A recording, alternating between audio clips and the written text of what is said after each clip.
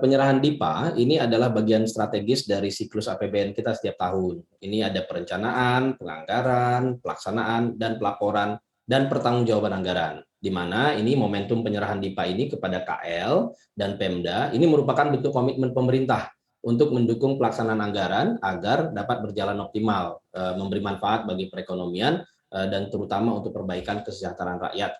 Nah, ini yang kita lihat bahwa nilai strategis DIPA ini ya tentunya pengesahan dan penyerahan DIPA ini kepada seluruh KL dan Pemda ini membangun komitmen kepada seluruh stakeholder untuk dapat menjaga agar pelaksanaan APBN 2022 ini optimal dan juga harus mampu menstimulasi perekonomian dan memberi manfaat yang nyata bagi masyarakat dan juga harus akuntabel.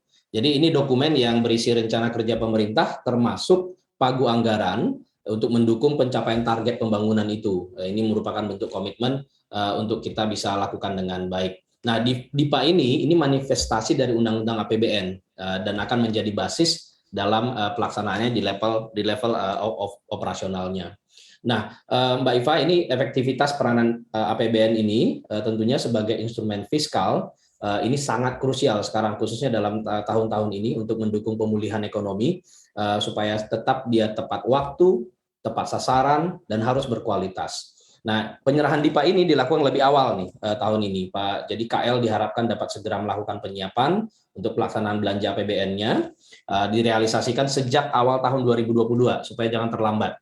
Nah, jadi dan itu juga sinkronisasi antara perencanaan dan pelaksanaan anggaran, dan lebih penting lagi adalah sinergi antara KL dan Pemda. Ini kita harapkan bisa terjadi lebih awal sehingga kita bisa terus APBN-nya optimal, mendorong dan mendukung percepatan pemulihan ekonomi dalam kondisi kita yang seperti sekarang ini.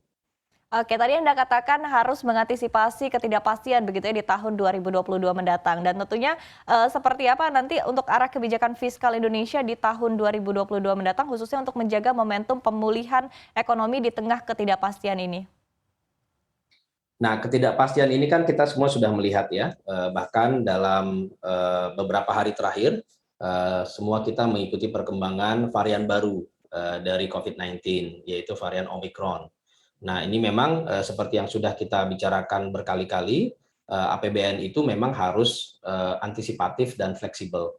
Nah, kita sudah membuktikan ini mulai dari 2020, 2021.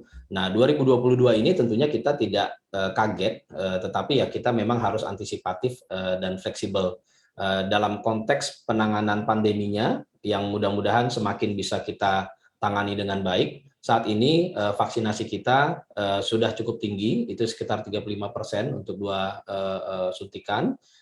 Untuk keseluruhan rata-rata kita sekitar 40-an%.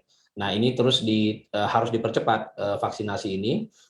Kita lihat kecepatannya tetap bisa di atas 1,5 juta harapannya suntikan per hari. Karena kita tahu bahwa apapun yang terjadi dengan ketidakpastian dari sisi pandemi ini, varian baru dan sebagainya, vaksinasi ini menjadi salah satu modal utama kita untuk memastikan supaya masyarakat kita terlindungi. Jadi ini memang harus kita percepat.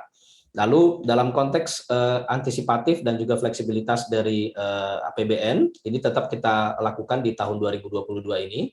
Kita perkenalkan yang namanya automatic adjustment. Jadi kalau di 2020, 2021 lakukan refocusing, realokasi dan sebagainya, harapannya dengan yang namanya automatic adjustment di dalam Undang-Undang APBN 2022 ini, KL dan juga Pemda itu sudah siap untuk mencadangkan sekitar 5% dari budgetnya untuk selalu siap untuk kondisi fleksibilitas dan responsif ini tadi.